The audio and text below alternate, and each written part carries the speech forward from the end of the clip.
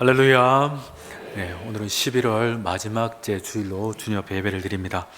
오늘은 교회력의 시작인 대림절 첫 번째 주일로 주님 앞에 예배를 드립니다. 우리를 위해 이 땅 가운데 오신 그 예수님을 기억하고 감사와 감격 속에서 또한 이 시간을 보내고, 더 나아가서 또한 우리를 위해 다시 오실 심판주로 오실 주님을 소망하며 기다리는 그와 같은 절기가 바로 대림절 기간입니다. 이와 같은 믿음, 이와 같은 분명한 우리의 신앙의 고백을 가지고 이 대림절 기간 주 앞에 온전히 예배드릴 수 있는, 또한 온전한 신앙생활을 이어갈 수 있는 우리 모든 믿음의 성도들 될 수 있기를 간절히 축원합니다. 하나님께서 우리를 사랑하사 이 귀한 예배를 허락해 주셨습니다. 이 시간 우리 각자의 삶의 고백이 있습니다. 그 고백을 하나님께 믿음으로 올려드리고, 그 고백 가운데 임재하시는, 또한 말씀하여 역사하시는 하나님을 만날 수 있는 이 예배의 시간이 될 수 있기를 간절히 바랍니다. 이와 같은 기대와 소망으로 이제 우리 모두 다 같이 자리에서 일어나 찬양하며 주님 보호자 앞에 나갑니다.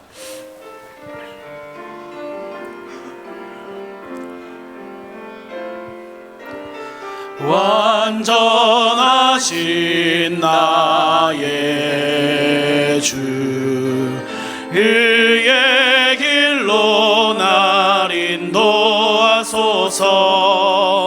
행하신 모든 일 주님의 영광 다 경배합니다. 예배합니다. 찬양합니다. 주님만 날 다스리소서. 예배합니다. 찬양합니다. 주님 홀로 높임 받으소서.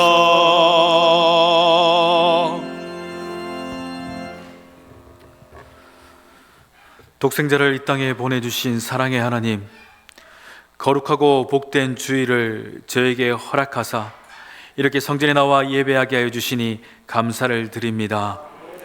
예수님의 탄생을 기다리는, 성탄을 기다리는 대림절이 시작되었습니다. 저희의 몸과 마음이 더욱 경건할 수 있도록 인도하여 주시옵소서.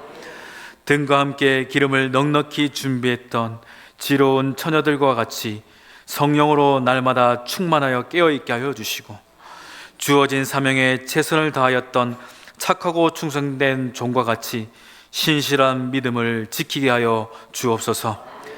우리를 위해 자신을 아끼지 않고 내어주신 예수 그리스도를 본받아 죽고 헐벗으며 고통 중에 있는 이웃들을 돌아볼 수 있는 주님의 사람들로 살아가게 하여 주시옵소서.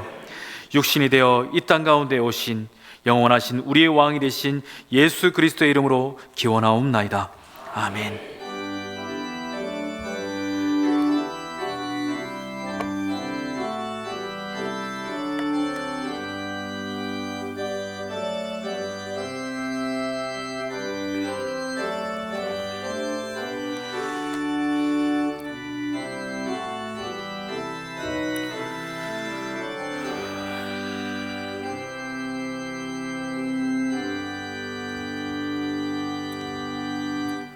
이 시간 한 주간을 돌아보며 하나님과 나만이 하는 죄를 고백하는 참회의 기도를 드리겠습니다.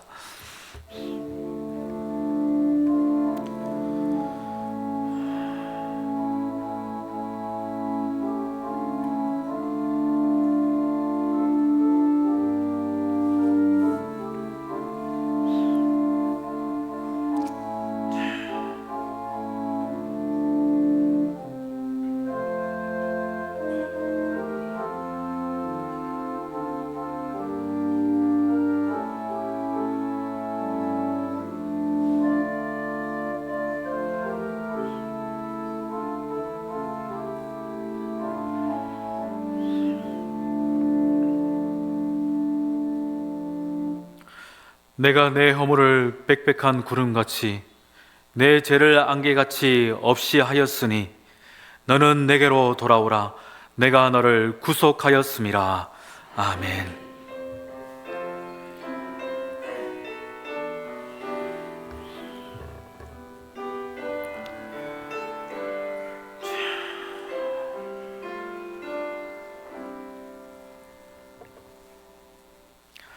성문으로 나아가라, 나아가라. 백성이 올 길을 닦으라.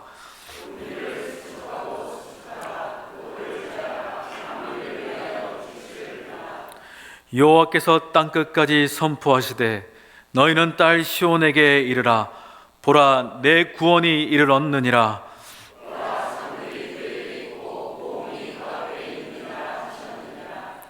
사람들이 너를 일컬어 거룩한 백성이라, 여호와께서 구속하신 자라 하겠고,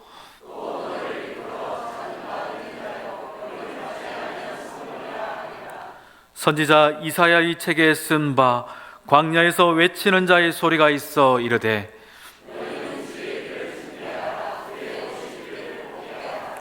모든 골짜기가 메워지고 모든 산과 작은 산이 낮아지고 모든 육체가 하나님의 구원하심을 보리라 함과 같으니라. 아멘. 나는 전능하신 아버지 하나님 천지의 창조주를 믿습니다. 나는 그의 유일하신 아들 우리 주 예수 그리스도를 믿습니다. 그는 성령으로 잉태되어 마리아에게서 나시고 본디오 빌라도에게 고난을 받아 십자가에 못 박혀 죽으시고 장사된 지 사흘 만에 죽은 자 가운데서 다시 살아나셨으며 하늘에 오르시어 전능하신 아버지 하나님 우편에 앉아 계시다가 거기로부터 살아있는 자와 심판하러 오십니다. 나는 성령을 믿으며 거룩한 공교회와 성도의 교제와 죄를 용서받는 것과 몸의 부활과 영생을 믿습니다. 아멘.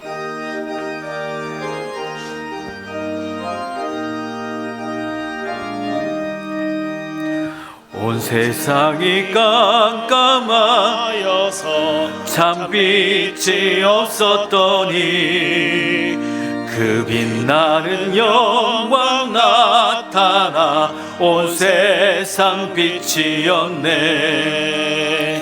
영광 영광의 주, 영광 영광의 주, 밝은 그 빛 내게 빛이었네. 영광 영광의 주, 영광 영광의 주, 이 세상의 빛은 오직 주 예수님. 주 말씀을 믿는 사람은 그 마음이 시원하고 주 명령을 준행하는 자 그 길이 환하겠네. 영광 영광의 주, 영광 영광의 주, 밝은 그 빛 내게 비추었네. 영광 영광의 주, 영광 영광의 주, 이 세상의 빛은 오직 주 예수님. 죄 가운데 사는 사람은 그 눈이 어두워도 그 죄악을 씻는 날에는 그 눈이 밝아지네. 영광 영광의 주, 영광 영광의 주, 밝은 그 빛 내게 비추었네. 영광 영광의 주, 영광 영광의 주, 이 세상의 빛은 오직 주 예수님.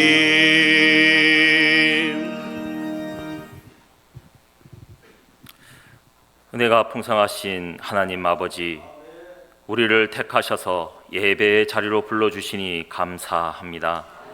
늘 연약하고 넘어졌음에도 꾸짖지 않고 용서해 주시며 믿음으로 살도록 기회를 주셔서 감사합니다. 이 시간 하나님의 은혜로 하나님 앞으로 나왔사오니 신령한 예배를 드리도록 역사하옵소서. 죄인인 저희를 위해 이 땅에 오신 예수님, 대림절 첫 번째 주일 참빛으로 오신 예수님을 찬양하며 주님을 기다리는 우리의 마음에 소망으로 충만하게 하옵소서. 우리의 중심에 남아있는 죄악된 마음을 제거하여 주시고 주님의 십자가를 붙들고 회개하오니 우리의 모든 죄를 용서하여 주옵소서. 내가 가진 모든 것이 하나님의 것임을 인정하며 모두 십자가 앞에 내려놓고 정결한 마음으로 하나님을 예배하도록 역사하여 주옵소서. 2026년에 우리 교회가 나아갈 방향과 행하여야 할 일들을 논의하려고 오늘 오후 정책당회로 모입니다. 성령님께서 임재하셔서 인간의 욕심과 생각을 버리고 오직 주님의 공의가 나타나게 하셔서 당회원들이 합력하여 선을 이루게 하옵소서. 울산 온유교회가 주변에 안 믿는 자들에게 따스한 하나님의 사랑의 손길을 내밀게 하옵소서. 저들의 얼어붙은 마음을 십자가의 사랑으로 녹이는 일에 우리 교회를 사용하여 주옵소서. 주님의 뜨거운 심장을 가지고 뜨거운 보혈의 사랑의 손으로 가난하고 연약한 자들과 함께 하도록 인도하여 주옵소서. 울산 온유교회 안에 신앙, 가정, 건강과 물질의 문제로 힘들어하는 성도들에게 전심으로 기도하며 나아갈 때에 성령님 함께 하셔서 그 모든 문제로부터 해결 안 받는 귀한 역사가 일어나게 하옵소서. 특별히 이 자리에 있는 어르신들의 건강을 보살펴 주셔서 주님을 만나는 그때까지 건강한 모습으로 하나님을 예배하는 은혜를 내리어 주옵소서. 또한 교회의 다음 세대를 축복하옵소서. 그들이 세상의 지식과 기술에 앞서 하나님을 경외하는 지혜를 배워 이 나라와 열방을 섬기는 리더가 되게 하여 주옵소서. 이 나라 이 민족을 구원하옵소서. 위정자들이 하나님을 경외하고 하나님을 두려워하게 하옵소서. 국민들을 사랑하는 마음으로 정치를 할 수 있도록 하옵소서. 정치, 경제, 사회, 교육 모든 분야에서 하나님을 믿는 자들이 많이 나와서 하나님의 나라 위에 힘쓰는 대한민국이 되게 하옵소서. 북녘 지하교회에서 하나님을 예배하는 동포들에게 하나님을 마음껏 찬양하는 그날이 속히 오기를 기도합니다. 이 시간 말씀을 전하시는 김종훈 목사님에게 성령의 기름 부음을 더하시어 전하시는 말씀을 통해 우리가 새 힘을 얻고 주님의 뜻을 깨닫게 하옵소서. 찬양으로 영광 돌리는 어린 학생의 귀한 찬양이 하나님을 기쁘시게 하는 아름다운 찬양이 되게 하옵소서.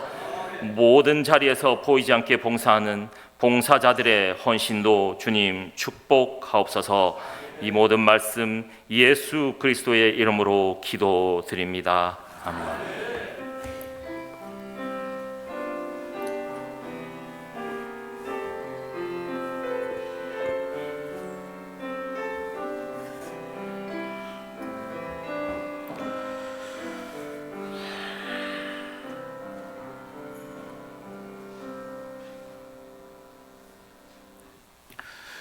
이 시간 우리에게 주시는 하나님의 말씀은 이사야서 7장 10절에서 17절입니다. 구약성경 이사야 7장 10절에서 17절 말씀, 저와 여러분이 한 절씩 교독하겠습니다. 여호와께서 또 아하스에게 말씀하여 이르시되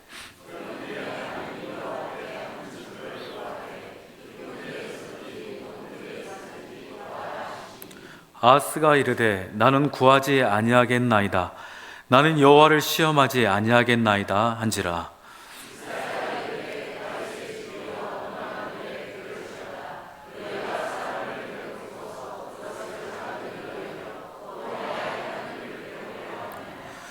그러므로 주께서 친히 징조를 너에게 주실 것이라. 보라, 처녀가 잉태하여 아들을 낳을 것이요 그의 이름을 임마누엘이라 하리라.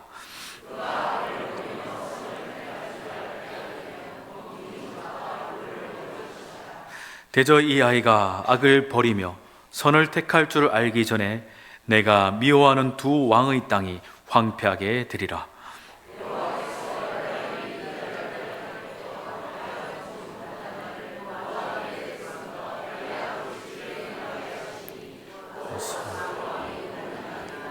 아멘.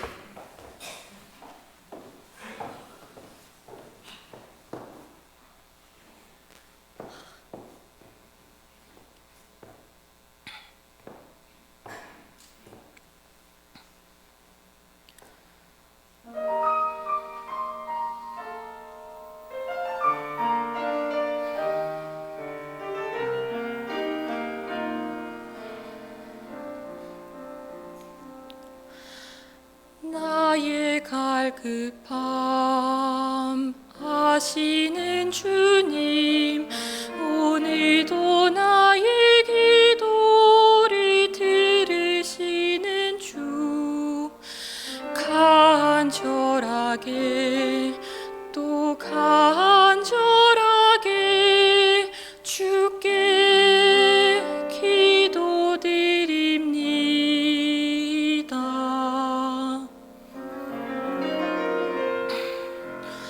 나의 마음을 아시는 주님, 주 은혜로 살아온 자 여기 있으니 긍휼을 베푸사 내 영혼이 오직 주로 기뻐하게 하소서. 내 앞에 놓여진 모든 이들 모두 주에게 위관했으니 주님의 뜻에 순종하며 감사 찬양 드리게 하소서. 주님 내 마음 아시지요. 주님 나의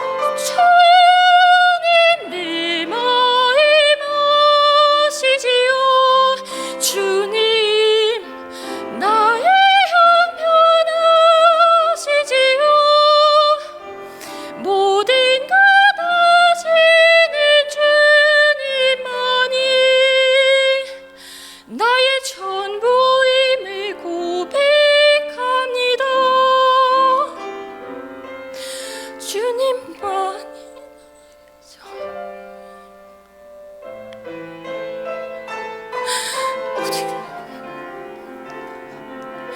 오직 주님만이 전부입니다.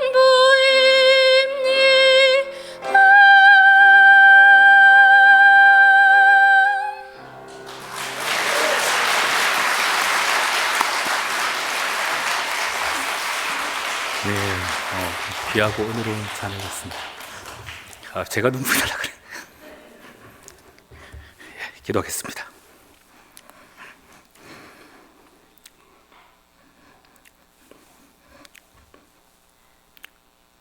감사합니다, 하나님. 우리의 처지와 우리의 형편을 아시고 그럼에도 불구하고 끝까지 사랑하신 하나님, 영광과 찬송을 올려드립니다. 어린 소년이가 주 앞에 찬양하였습니다. 그 믿음의 중심 기쁘게 받아주시고 그 소리가 땅끝까지 이를 수 있도록 하나님 은혜 위 은혜를 더하여 주시옵소서. 이와 같은 아름다운 소리가 이 존전에 충만하게 하시고 주를 위해 살아가기를 애쓰는 많은 믿음의 종들이 하나님 이곳에 많이 드러날 수 있도록 주님 은혜 가운데 함께하여 주시옵소서. 감사드리며 거룩하신 우리 주 예수님 이름으로 간절히 기도드리옵나이다. 아멘. 할렐루야. 네. 하나님께서 우리를 사랑하시는 믿으시길 바랍니다.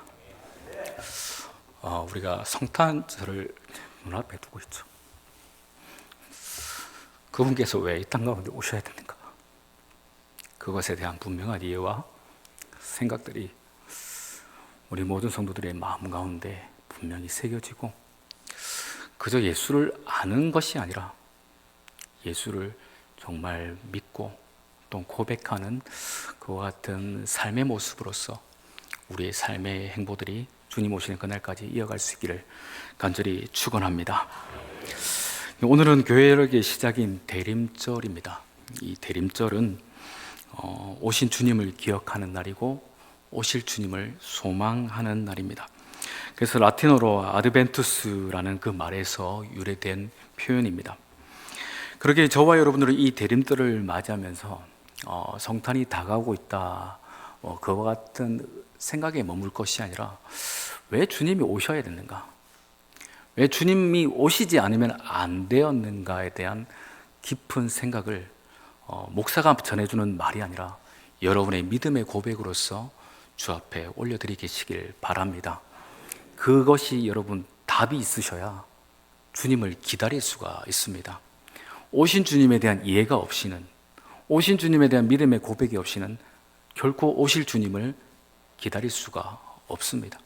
그런 여러분, 왜 오셔야 했는가, 그것에 대한 분명한 믿음의 고백 꼭 가지시고 또한 오실 주님을 기다릴 수 있는 믿음의 종들 될 수 있기를 간절히 바랍니다. 우리 옆에 분을 보시며 이렇게 인사합시다. 주님을 진실한 마음으로 기다립시다. 한 번 더요. 주님을 진실한 마음으로 기다립시다. 네. 오늘 본문은 선지서입니다. 이사야서죠. 그 이사야서와 같은 선지서를 우리가 제대로 그 말씀을 읽어갈 때에는 왜 이와 같은 말씀이 기록되었는가에 대한 분명한 배경 지식이 좀 필요합니다. 당시에는요, 기원전 735년으로 고대 근동, 그 당시에 패권을 지배하고 있는 아수르라는 나라가 이제 강성해질 시기였습니다. 그러다 보니까 인접 국가인 이제 아람과 또한 북왕국 이스라엘이 저 아수르의 어떤 강성함으로 인해서 두려움을 느끼게 됩니다. 왜냐하면 저들이 분명히 강성해지면 언젠가는 그 칼날이, 그 창끝이 자신들을 향할 것이라는 것을 불을 보듯 뻔하기 때문이라는 겁니다. 그러다 보니 아람과 그 이스라엘이 연합하여서 그 아수르를 먼저 대적하고자 하는 계략을 가지게 됩니다. 연합정서를 펼친 것이죠.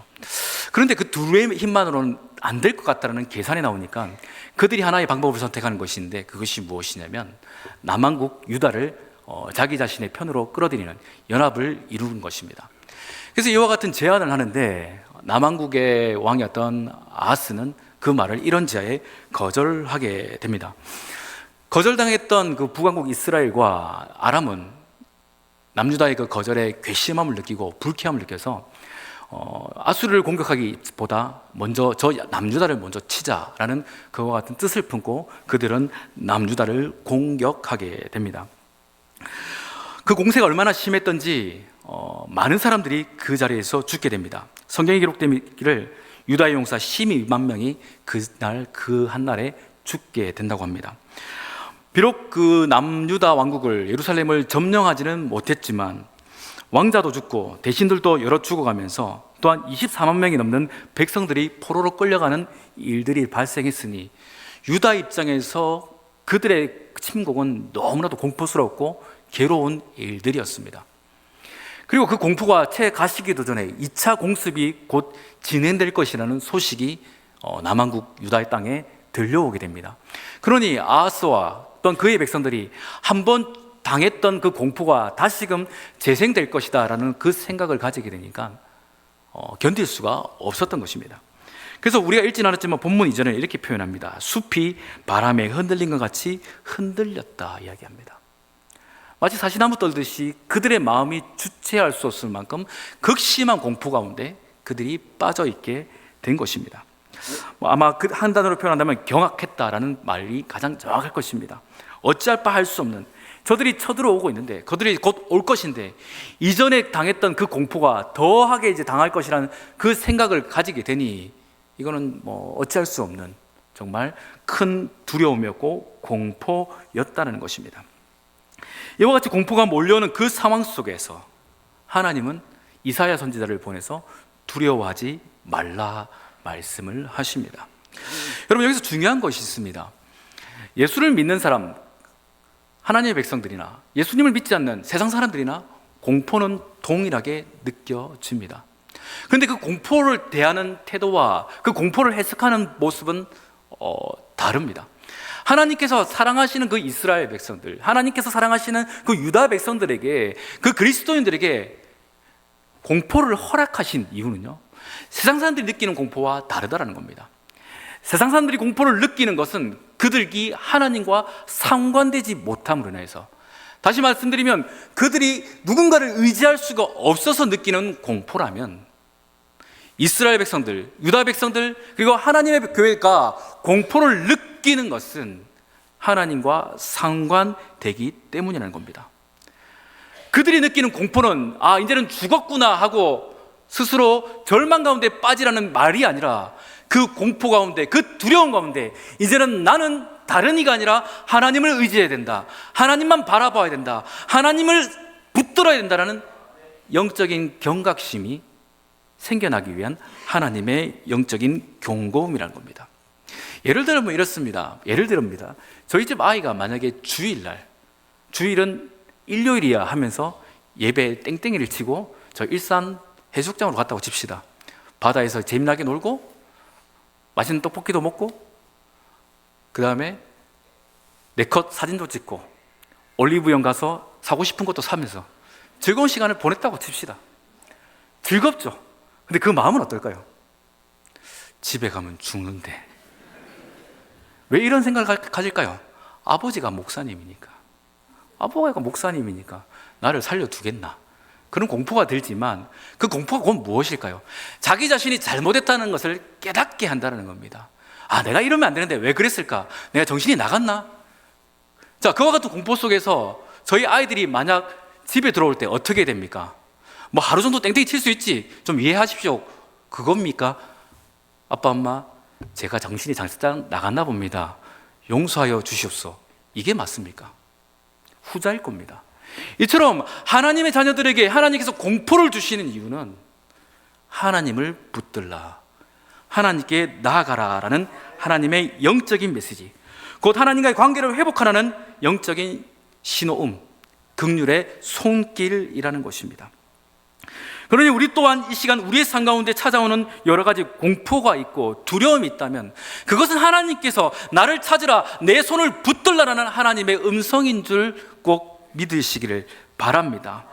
그래서 성도에게 두려움은요, 하나님을 의지할 기회라는 것입니다.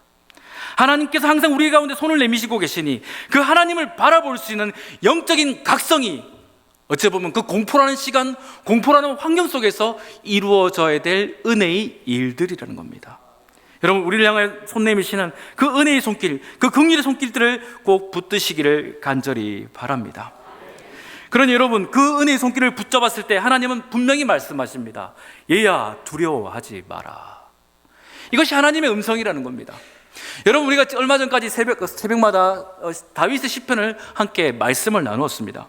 다윗이 잘한 모습도 있지만 사실 그의 삶 가운데 여러 가지 잘못도 있고, 더 나아가서 그의 삶 가운데 믿었던 많은 사람들이 자기의 원수와 같이 행했던 일들을 통해 고통받고 괴로워하는 모습, 그 모습을 우리는 보았습니다. 그런데 그와 같은 두려움, 공포, 힘든 일 속에서 다윗은 어떻게 하였습니까? 하나님을 찾더라는 거예요. 하나님께 나아갔습니다. 내가 의지할 분은, 내가 바라볼 분은 저 하늘에 계신 하나님뿐이라는 그 고백이 다윗의 공포 가운데, 두려움 가운데 내려진 믿음의 결론이었다는 겁니다. 이와 같은 여러 가지 말씀들이, 이와 같은 구절들이 곳곳에 있는데 대표적으로 하나를 소개하면 시편 20편 7절에 이렇게 다윗은 고백합니다. 어떤 사람은 병거를, 어떤 사람은 말을 의지하나 우리는 우리 여호와 하나님의 이름을 자랑하리로다. 누군가는 병거를 의지하고 누군가는 사람을 의지하더라는 겁니다. 그 공포 앞에서 무엇을 의지하고 무엇을 붙들고자 하는 건 사람의 본능이죠. 그런데 다윗은요, 저들과 같이 병거나 사람을 의지하지 않고 하나님을 의지했다는 것입니다. 이것이 믿음의 사람, 하나님의 종들, 하나님의 자녀들이 공포 앞에서 행해야 될 마땅한 믿음의 모습입니다. 하나님은 이와 같은 공포 가운데서 아하스가 하나님의 손을 붙들기를 하나님은 원하셨습니다. 그런데 이상하니만큼 그 아하스는 하나님을 찾지도 않고 의지하지도 않습니다. 그나큰 두려움으로 그들이 가운데 곧 다가올 것이라는 예측이 있음에도 불구하고 아하스는 하나님을 의지하지 않았습니다. 왜 그럴까요? 아하스의 생각에는요, 지금 이 시간 나를 지킬 것은 눈에 보이지 않는 그 하나님이 아니라 저 강성한 아수르의 군대, 그리고 왕의 위력이 자기를 지킬 것임을 생각하고 확신했기 때문입니다. 곧 우리의 생존은, 우리의 존립은 하나님이 아니라 아수르 손에 있다라고 아하스는 믿었기 때문에 하나님이 내미시는, 그 공포 가운데 내미시는 그 손을 붙들지 않았던 겁니다.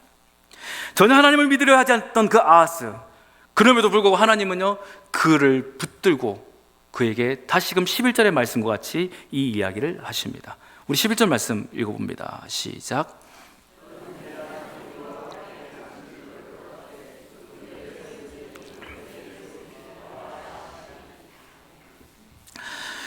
하나님께서 여기서 이렇게 말씀하십니다. 내 하나님 여호와. 이 내라는 것은 아하스를 말하죠. 역대기서에 보면 아하스는요, 하나님 보시기에 참 악한 왕입니다. 바알을 열심히 섬겼고, 그 다음에 하나님이 기뻐하시지 않는 온갖 악행들을 그는 반복하여 저질렀던 왕입니다. 그러니 하나님의 그 심판 기준에서 볼 때 아하스는 당장 처단당해도 이상하지 않을 자죠. 그런데도 그와 같은 아하스임에도 불구하고 하나님은 무엇이라 말씀하십니까? 내 하나님, 너는 그러하다 할지라도 나는 너의 하나님이야, 나는 너의 하나님이야 라고 주님은 말씀하시면서 그에게 한 징조를 구해봐라 말씀하시는 겁니다. 누구에게요? 패역하고 악했던, 그래야 하나님을 믿으려 하지 않고 도리어 세상을 의지했던 그 아하스에게 하나님은 도리어 그에게 너 믿음 좀 가져봐라, 너 믿음 좀 가져야 돼 하면서 한 가지의 징조를 말하면 내가 그것 보여줄게, 이렇게 말씀하신다는 겁니다. 무슨 말이죠? 하나님은 아하스를 그래도 사랑하고 계신다는 겁니다. 아하스를 놓지 않고 아하스가 믿음 가지기를 하나님은 기대하며 그에게 이와 같은 말씀을 하셨던 것입니다. 그런데도 이 아하스는 그 하나님의 말씀을 믿지도 않고 들으려 하지도 않습니다. 믿음을 가지지 않는 내게 징조를 보여주겠다, 그렇게 믿음을 촉구하고 계시는 하나님의 음성을 아하스는 받아들이지 않았던 것입니다. 우리 본문 12절 말씀 이어서 한번 읽어보겠습니다. 시작.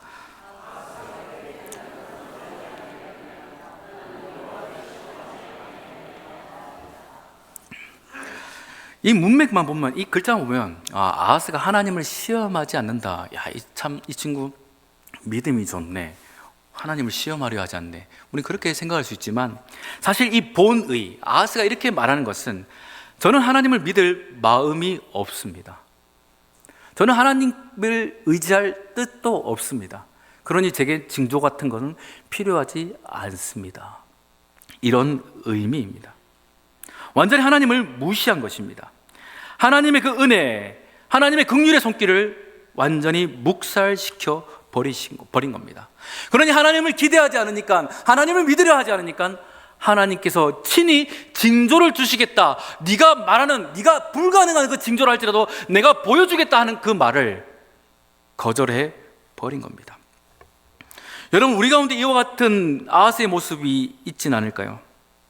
우리를 사랑하심으로 수많은 계시의 말씀을 주시고 다양한 징조를 우리의 삶 가운데 허락해 주셨음에도 불구하고 이미 우리의 마음에 하나님을 의지할 뜻이 없고 도리어 세상의 어떤 자들, 세상의 어떤 일들을 의지하겠다라는 이미 내린 결단으로 말미암아 하나님께서 불가능한 징조를 보여주시겠다 말씀하셨음에도 불구하고 그 징조를, 그 계시를 거절해버리는 그 모습, 이 아하스와 같은 모습이 어찌 보면 오늘날 이 시대를 살아가는 우리들의 모습일 수도 있다는 걸 우리는 생각해 보아야 하는 것입니다. 의도적으로 하나님을 외면했던, 그래요, 보이지 않는 하나님보단 눈에 보이는 저 아수르가 나에게 도움될 것이다 했던 것처럼 눈에 보이는 나의 실력, 눈에 보이는 누군가가 나에게 더 큰 도움이 될 것이다 라고 어리석게 판단했던 그 일들이 어찌 보면 아하스의 모습이고 우리의 모습이란 겁니다. 우리는 이 시간 예배를 드리고 또한 하나님께 기도합니다. 그럼에도 불구하고 우리의 삶 가운데 하나님의 은혜가 없는 것, 하나님의 역사가 없는 것은 이미 우리의 마음속에 하나님보단 다른 것을 의지하겠다는 결단이 서 있기 때문이라는 거예요. 그러니 그와 같은 자들에게 하나님께서 아무리 은혜로운 징조를 주시고 아무리 놀라운 말씀을 주셔도 담겨지지가 않는 것입니다. 왜요? 이미 정해져 있기 때문에.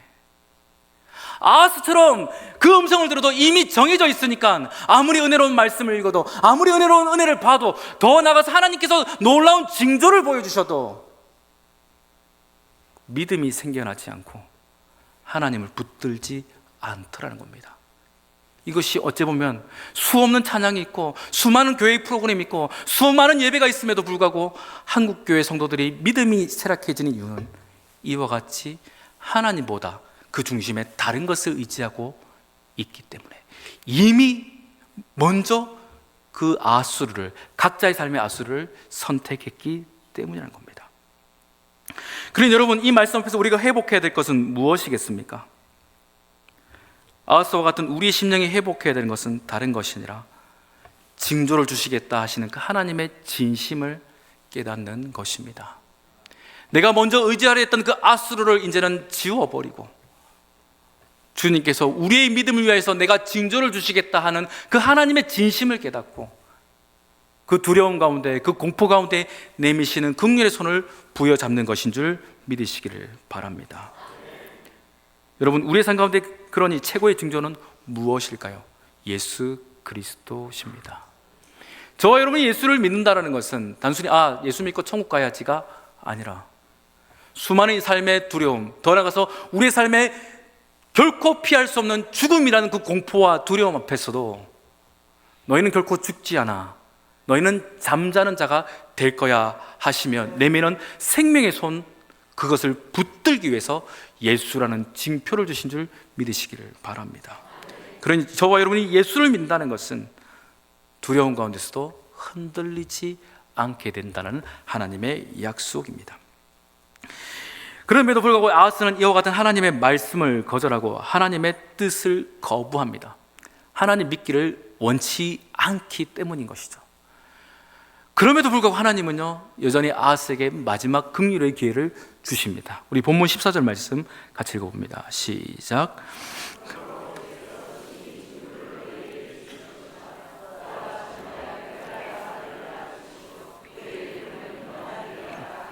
아멘. 여러분, 임마누엘 우리 너무 잘 알죠, 그죠? 교회 한 2, 3년 다니면 적어도 이 임마누엘의 단어 정도는 다 아실 것입니다. 하나님께서 우리와 함께 하신다. 하나님께서 우리와 함께 하신다는 것은 단순히 하나님께서 동행하신다 그런 개념이 아니라 우리의 삶의 질을, 내용을, 목적을, 의미를 완전히 바꿔버리는 것을 의미합니다. 이것은 단순히 우리 신앙적 구호가 아니라 우리 삶의 본질이 무엇이며 우리가 어떻게 살아가는 것이 마땅한가, 성도의 삶의 내용들이 어떠해야 되는가를 이야기하고 있는 것입니다. 여러분, 창세기를 보면 죽음을 맛보지 않고 하늘나라 간 사람이 있죠. 그가 누굽니까? 에녹이라는 사람이죠. 그가 무엇했습니까? 다른 거 없습니다. 하나님과 300년간 같이 했습니다. 동행했습니다. 하나님께서 그와 함께 하시니 에녹아, 너는 죽음을 보면 안 되겠다. 천국 가자 그냥. 그리고 그를 죽지 않고 하늘나라로 데려가 버리셨습니다. 이뿐 아닙니다. 여러분, 요셉은 형들에게 배신당한 비루한 인생이고 비참한 인생이죠. 그리고 애굽의 종으로 팔려간 자였습니다. 누가 봐도 그 인생은 끝난 겁니다. 비굴한 인생, 비참한 인생, 저주받은 인생입니다. 근데 성경은 그렇게 이야기하지 않습니다. 어떻게 해요? 형통하다 이야기합니다. 이유가 무엇입니까? 하나님께서 함께 하시기 때문입니다. 여러분, 우리의 삶은 어떻습니까? 비참합니까? 병들어서 괴롭고, 건강하지 못해서 힘들고, 남들보다 가지지 못해서 나는 태생이 불우한 사람이야, 그렇게 생각하십니까? 그렇게 생각할 수도 있을지 모릅니다. 그런데 만약 우리와 함께 하시는 하나님을 우리가 인정하는 그 순간 우리의 삶에 대한 해석은 완전히 달라집니다. 여러분, 예수님의 제자들을 여러분 어떻게 생각하십니까? 3년간 예수님을 열심히 따라다녔고 기적도 경험했고 놀라운 일도 행했던 제자들, 그러나 십자가에 달려 죽으시는 그 예수님 옆에 제자들은 비겁하게 다 도망가 버렸습니다. 정말 쓸모없는 인간들이고 인간적으로 볼 땐 정말 별로인 자들이죠. 그런데도 사도행전은 전혀 다른 모습으로 제자들의 모습이 그려집니다. 무엇 때문일까요? 그들 가운데 성령께서 함께 하시기 때문입니다. 여러분, 우리의 삶이 달라질 수 있는 방법은 단 하나입니다. 하나님께서 함께 하시기 때문입니다. 이것을 여러분들이 믿음으로 선포하시기를 축원합니다. 우리의 삶과 형편과 처지는 두려운 가운데 있을 수 있습니다. 그것은 부정할 수 없죠. 나 두려워, 나 무서워, 나 괴로워, 저희를 만나면 나 죽을 것 같아. 그게 현실 맞습니다. 그런데 그 속에서 우리는 다윗과 같이 그래도 하나님은 나의 하나님, 나는 하나님과 함께 하도다. 어떤 이들은 말을 의지하고, 어떤 이들은 병거를 의지하고, 어떤 이들은 사람을 의지하나 나는 여호와를 의지할 것이다 라는 그 믿음의 고백, 이것이 우리의 삶을 완전히 바꾸어 버리는 것입니다. 이것이 하나님과 함께 하시는 성도들의 삶의 크나큰 은혜입니다. 하나님은 이와 같은 은혜를 그 아하스에게도 베풀어 주고자 하셨던 것입니다. 징조를 받아들이려 하지 않고, 하나님을 믿으려 하지 않고, 더 나아가서 그 공포 가운데 하나님을 의지하려 하지 않던 그 아하스라 할지라도 하나님은 그에게 임마누엘이라는 징조를 주신 것입니다. 여러분, 우리는 그래서 여기서 놓치지 말아야 될 것은, 아하스는 징조를 구하지 않았지만 친일 징조를 주신 것처럼 이 시대의 모든 사람들에게 하나님은 이와 같은 징조를 구원과 사랑으로서 주셨음을 인정하시기를 바랍니다. 처녀가 아이를 낳는다는 것은 불가능하죠. 여기서 처녀라는 이 표현은 법적으로 혹은 어떤 그 결혼하지 않은 처녀를 이야기하는 것이 아니라 정말 남자를 알지 못하는 순결한 여성을 말합니다. 그런데 그가, 남자도 경험하지 못한 그가 아이를 낳는다는 것은 불가능하죠. 그런데 아하스야, 이 불가능한 일을 통해서 나는 너와 함께하며 너를 구원할 것이라는 하나님의 메시지를, 그 은혜의 손길들을 내밀고 계시는 것입니다. 지금까지 살펴본 것과 같이 아하스는 불신의 아이콘입니다. 정말 이와 같은 자는 하나님의 은혜가 아깝다 여겨질 자입니다. 그런데도 하나님은 그에게 임마누엘이라는 징조를 들려주셨습니다. 왜 그렇습니까? 하나님께서는 아하스를 끝까지 놓지 않고 싶으셨던 것입니다.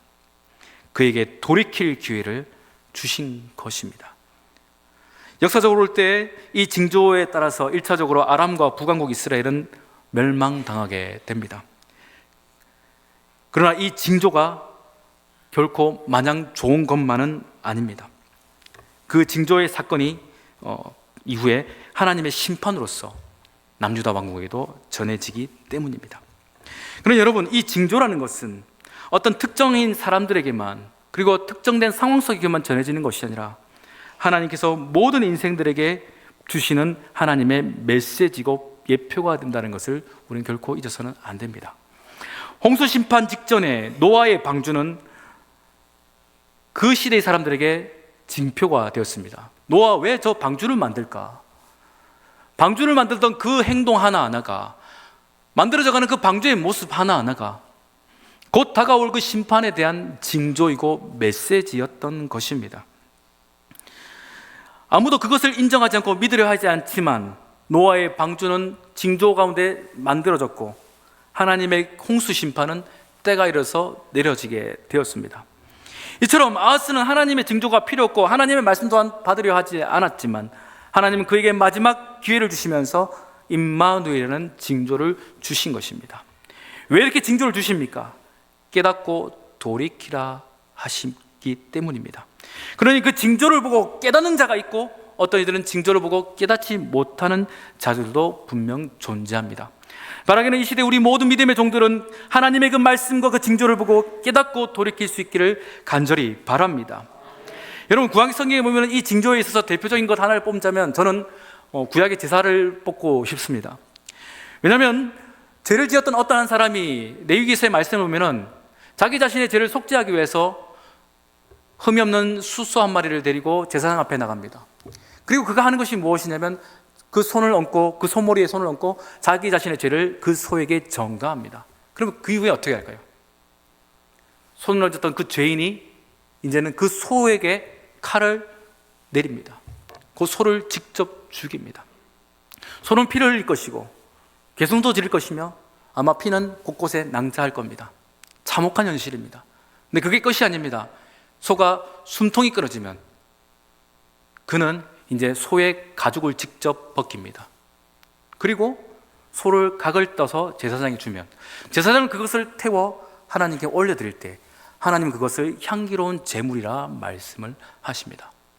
그것을 보면서, 그것을 경험하면서 주는 하나님의 징표, 메시지는 무엇일까요? 죄의 싹은 이와 같은 죽음이라는 겁니다. 이 죽음은 죄는 이 죽음이 아니고선 해결될 수 없음을 그들로 하여금 깨닫게 하기 위함이라는 겁니다. 그러니 모든 사람들은 이 제사법을 통해서 우리의 죄를 해결할 수 있는 단 하나의 방법은 이제는 이 소로 되지 않고 오직 예수 그리스도의 십자가로만 가능하다는 것을 깨닫게 하기 위한 징표로서 그것을 주신 겁니다. 그러나 수많은 유대인들은 그 징표를 보고도 예수의 십자가를 믿지 않았습니다. 그러나 참 다행히도 저와 여러분들은 그 말씀만 보고도 예수를 직접 보지 못했으나 성령의 감화감동 역사 속에서 예수가 나를 위해 죽으심을 우리는 믿습니다. 이것이 우리가 누리는 가장 큰 복이며 은혜라는 것입니다.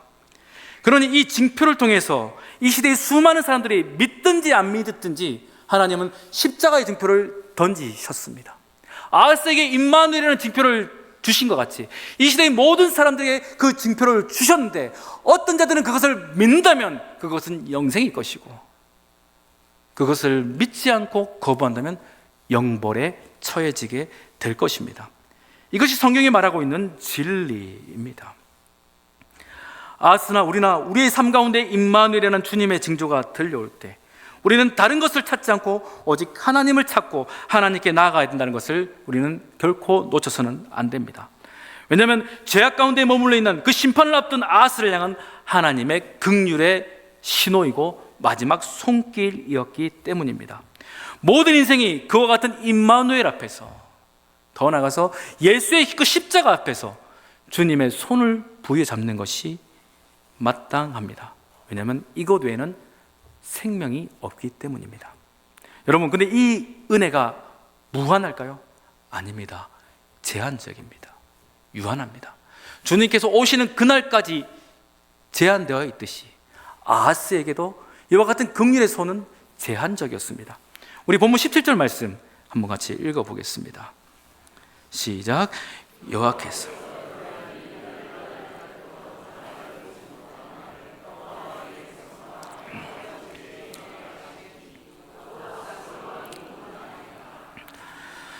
여기서 에브라임이 유다를 떠날 때라는 것은 남왕국과 북이스라엘이 나눠질 그때를 말합니다. 그때 이후로 전혀 당해보지 못한 크나큰 공포가, 정말 큰 공포가 너에게 임할 것이다. 곧 아람과 북이스라엘이 왔던 것보다 더 극심한 공포가, 두려움이 너에게 임할 것이다 하는데, 그 두려움이 무엇이냐 하면 곧 너와 내 백성과 내 아버지에 임할 아수르라는 것을 말씀하십니다. 하나님 대신에 인정했던, 하나님 대신에 의지했던, 하나님의 손을 뿌리치고 붙들었던 그 아수르가 사실은 이스라엘 백성의 심령을 겨누는 마지막 심판의 도구가 되는 것을 주님은 말씀하신 겁니다. 이 말씀을 들었을 때 어떻게 될까요? 주님께 속히 돌이켜야 됩니다. 이것을 알려주시는 것은 너는 이렇게 죽을 것이라고 얘기하는 것이 아니라 지금도 늦지 않았으니 돌이키라, 돌아서라 라는 하나님의 진심이라는 것입니다. 여러분, 우리는 대림절을 보내고 있습니다. 성육신하여 이 땅 가운데 오신 그 예수님을 기억하고 기념하는 시간으로 보내고 있습니다. 여러분, 이것 또한 세상의 마냥 즐거운 흥겨움 속에서 우리가 빠져들어서는 결코 아니 될 것입니다. 왜 그렇습니까? 이것은 이 시대에 수많은 아하스들에게 주시는 임마누엘이라는 징조이기 때문입니다. 그 징조를 보고 어떤 이들은 그저 흥겨움 가운데 빠져 있는 이들이 있을 것이고, 어떤 이들은 그 징조를 보면서 왜 주님께서 죽으셔야만 했는가, 그것에 대한 깊은 묵상과 고민 속에서 나는 하나님의 은혜가 가지고는 살 수 없음을 고백하여 주 앞에 나오는 이들이 또한 있을 것입니다. 이것이 예수께서 이 땅 가운데 오신 메시지이며 의미입니다. 세상은 성탄 시즌이라 해서 더욱더 화려한 조명과 선물과 또한 이벤트로서 흥겨움을 느낄 것입니다. 그것도 나쁘지 않습니다. 이날이 성탄절이 다가오고 있다는 것을 사람들이 알게 하기 위한 좋은 도구이기 때문입니다. 루돌프 사슴코, 산타 할아버지, 그것도 좋습니다. 그러나 그들의 노래 속에서도 분명히 예수님의 이야기가 그 캐롤 가운데 있을 터인데, 어떤 이들은 그 캐롤을 듣고 임마누엘의 징조라 여기며 주님께 돌아오는 이들이 있을 것입니다. 그것이 하나님께서 바라시는 이 성탄의 때의 마지막 메시지이고 그들 가운데 내미시는 긍휼의 손길입니다.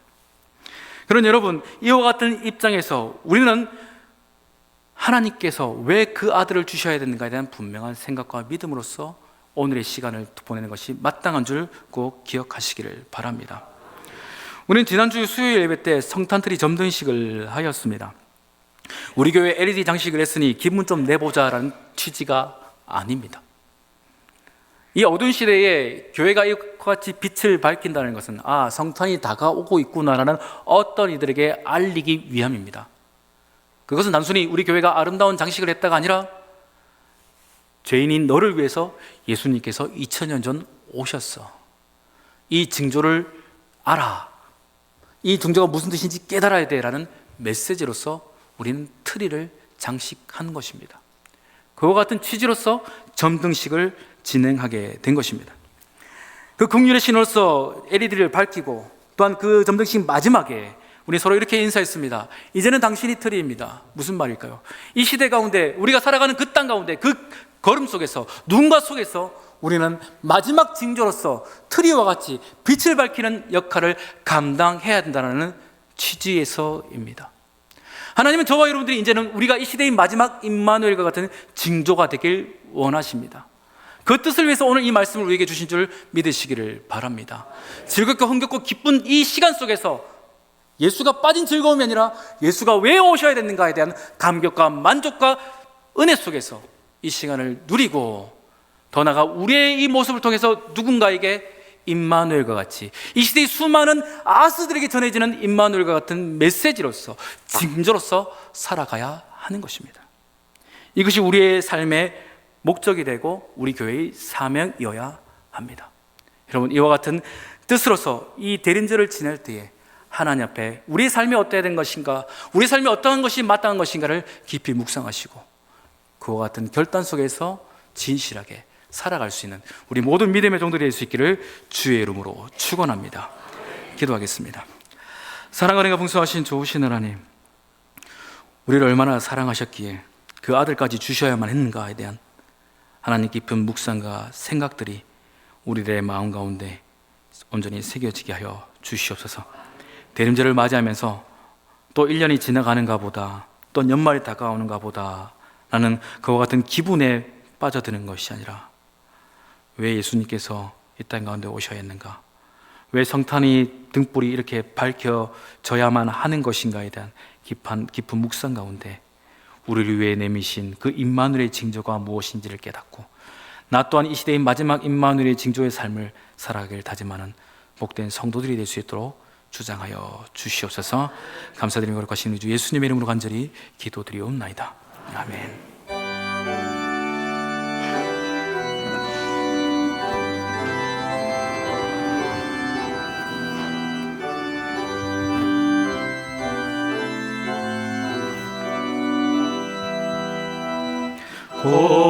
고도소서 임마누엘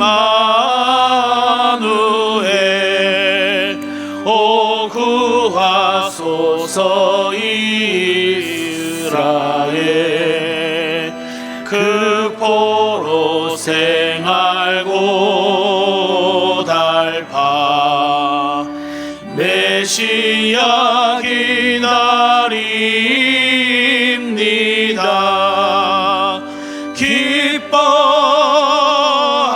기뻐하라 이스라엘 곧 오시리요 임마누엘 곧 오소서 지혜의 주 온 만물 질서 주시고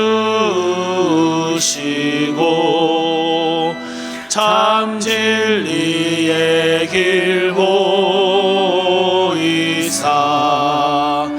갈 길을 인도하소서.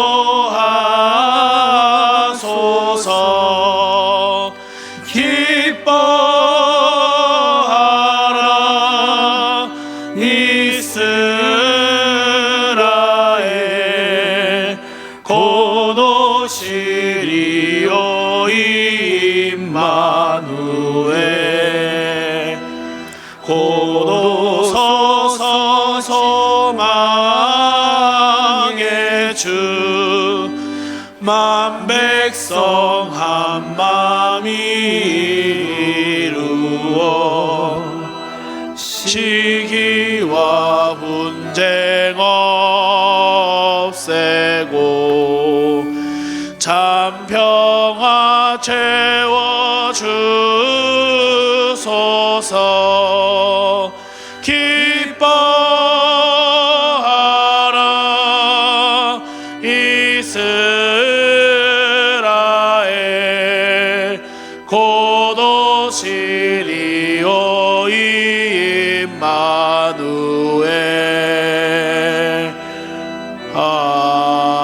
아멘. 사랑하리가 풍성하신 좋으신 하나님, 저희들을 사랑하사 귀한 은혜 가운데 예배로 나아가게 하여 주시니 감사를 드립니다. 대림절을 맞이하면서 연말 연시 속에 많은 인생들이 흥겨움 가운데 빠져 있지만, 하나님, 우리는 예수가 없는 흥겨움이 아니라 예수를 주심으로 기뻐하며 만족하며 감사하는 이 시간이 되게 저희들을 은혜로서 인도하여 주시옵소서.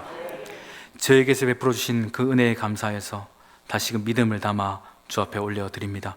11조로 감사의 물로 다양한 예물들 하나하나 주 앞에 올려드리오니 이 예물 주님 기쁘게 받아주시고 드린 손길 위에 은혜로운 복을 가득히 채워 주시옵소서.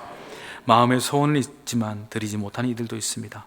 주여, 그들의 마음을 헤아리시고 그들의 손길 가운데 복의 복을 더하여 주셔서 주님께 드리며 많은 이들에게 나눠주고도 남음이 있는 아름다운 손길이 될 수 있도록 그의 삶을 은혜 가운데 인도하여 주시옵소서. 이 예물이 쓰이는 곳곳마다 복음의 역사가 나타나게 해주시고 우리 주님만이 영광을 받으시도록 은혜 가운데 인도하여 주시옵소서. 더 나아가서 저희의 몸과 마음 시간을 드리며 삶의 지경 또한 드립니다. 또한 이 예배를 위해서 보이지 않는 곳곳에서 수고하며 애쓰는 많은 믿음의 종도들의 정성 또한 함께 올려드리오니 받아 주시옵소서. 부득이한 사정으로 함께 예배드리지 못하는 종들도 있사오니 주님 그들에게도 동일한 은혜 더하여 주시고 우리가 누리는 그 기쁨과 감격이 그들의 삶과 시간 가운데도 임하게 하여 주시옵소서. 이 모든 것 주님의 것이오니 받아주실 것을 믿사오며 거룩하신 예수님의 이름으로 간절히 기도드리옵나이다. 아멘. 자리에 앉으시겠습니다. 교회 소식 잠시 전하겠습니다. 오늘은 대림절 첫 번째 주일입니다. 늘 말씀드렸듯이 우리를 위해 이 땅 가운데 오신 주님을 기뻐하고 기억하고 감사하면서 다시 오실 주님을 소망하고 또한 바라는 믿음의 시간들입니다. 이와 같은 마음으로 은혜 가운데 함께 하시길 바라겠습니다. 코인노년 예배를 다음 주일날 진행하게 됩니다. 보통은 우리가 둘째 주에 보통 하게 되는데 다음 주로 앞당겨서 우리 각 기관별로 코인노년 예배 가운데 기간 총회를 해주셔서 새로운 임원들이 또한 세워지고 귀한 사역들이 또한 제정될 수 있도록 여러분 다음 주 코인노년 예배로 함께 할 테니 여러분 준비해 주시면 감사하겠습니다. 오늘 오후 찬양 예배 후에 정책당회가 있습니다. 2026년도를 준비하는 이 정책당회는 예년보다 다르게 이제 50주년을 준비하는 희년을 준비하는 해입니다. 하나님께서 지난 50년 동안 우리를 지키시고 이끄셨던 그 하나님의 역사를 기억하고 이 해 가운데 베푸실 은혜가 무엇인가, 또한 그 은혜 가운데서 우리가 해야 될 마땅한 일들이 무엇인가를 제정하는 시간입니다. 우리 장로님들과 저에게 지혜를 주시고 하나님의 선한 뜻을 분별할 수 있도록 여러분과 관심과 기도를 바라겠습니다. 12월 7일 주일입니다. 우리 한종식 은퇴식이 있습니다. 이 시간 11시 30분 예배 시간 가운데 우리 김상국 장로님, 오세영 지사님, 장익수 지사님 은퇴식을 함께 하게 됩니다. 교회를 위해서 지금까지 수고가 있으셨던 일들에 대해서 여러분 격려해 주시고 또한 위로해 주시고 비록 직분은 은퇴하지만 사역은 은퇴가 없다는 것을 한 번 더 주제하시면서 계속해서 동일한 귀한 사역들을 함께 이어갈 수 있도록 격려해 주시기를 바라겠습니다. 각 기관 명단이 주보 간지로 이렇게 나와 있습니다. 크게 변동되는 것은 많이 없을 것입니다. 여러분 이 명단을 보시고 혹 이 명단에 혹 누락되어 있거나 빠져 있는 분들은 여러분 사무실로 문의해 주시고 한동안 함께하지 못했던 우리 믿음의 지체들이 있다면 여러분 생각나신다면 그를 위해 기도하시고 그에게 찾아가셔서 같이 이 귀한 모임 가운데 동참할 수 있도록 여러분 또한 함께 챙겨주시면 감사하겠습니다. 재정감사가 있습니다. 그리고 오늘은 선교 주일로 또한 드립니다. 선교사님과 미자립 교회의 기간을 위해서 여러분 계속해서 관심 가져주시기를 바랍니다. 재영자 지사님께서 딸 결혼식에 감사해서 점심시간 때 떡을 대접합니다. 여러분 축하해 주시기를 바라겠습니다. 건사의 바자의 결산이 나왔습니다. 우리 순수익이요 400만 원이 조금 넘습니다. 이 수익금이 생기기 위해서 정말 많은 권사님들이 늦은 시간까지 수고하고 애쓰면서 온갖 솜씨를 발휘해서 이 일들을 수익금을 만들었습니다. 그런데 이 수익금을 우리 교회가 가지는 것이 아니라 하나님께서 더 기뻐하시는 일들을 위해서 정말 힘들고 어렵고 좀 외로운 가운데 복음을 위해서 사투를 벌이시는 미자립 교회를 위해서 이 귀한 기금을 사용하고자 합니다. 사람들은 모르죠. 그러나 하나님은 이 일들을 아시고 기억하사 그 기념책에 기록하실 것입니다. 여러분 이 일들이 지속될 수 있도록 여러분 계속해서 관심과 기도를 바라겠습니다. 울산노예 여전도의 원래가 12월 2일 날 에덴교회에서 있게 됩니다. 다른 교회 소식은 주보를 참조하시길 바라겠습니다. 이제 우리 모두 자리에서 일어나서 옆에 분을 모시며 이렇게 인사합시다. 우리가 이 시대의 마지막 징조입니다. 한 번 더요. 우리가 이 시대의 마지막 징조입니다. 여러분 우리가 이제 이 시대의 마지막 징조라는 것을 깨닫고 귀한 사명으로 여러분 예수를 증언하고 드러낼 수 있는 믿음의 모습이 되길 주 이름으로 축원합니다. 우리 찬양하면서 삶의 자리로 나가겠습니다.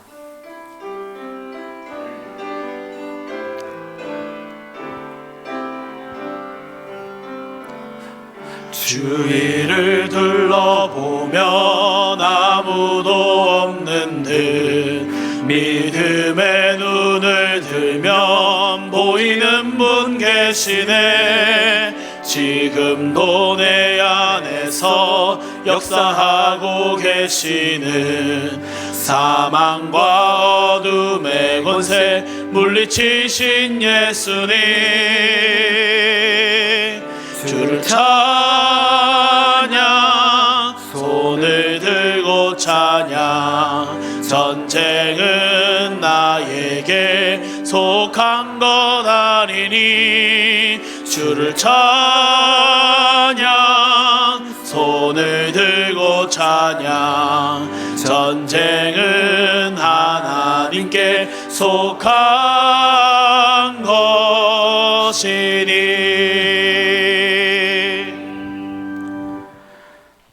하나님, 이 자리의 모든 예배자들이 다시금 삶의 현장으로 돌아갑니다. 연말 10시 사람들의 그 흥겨움 속에서 무분별하게 빠져있지 말게 해주시고 우리의 삶에 예수를 주신 그 분명한 이유를 기억하고 기뻐하고 감사하면서 다시 오실 주님을 바라볼 수 있는 복된 성도의 삶이 되도록 한 주간도 인도하여 주시옵소서. 지금은 우리 주 예수 그리스도의 크신 은혜와 아버지 하나님의 놀라우신 사랑과 성령 하나님의 위로 교통 충만케 하시는 역사가 우리에게 임마누엘 징조로 예수 그리스도를 주신 것 같이 날로 혼탁해져가는 이 시대 속에서 예수가 그리스도 되심을 드러내고 선포하며 이와 같은 삶 가운데 살아가기를 다짐하는 이 자리에 있는 우리 모든 예배자들 머리 위에 또한 각자 흩어지는 우리 울산역의 모든 심령들 위에 이제로부터 영원토록 함께 하시기를 간절히 축원하옵나이다. 아멘.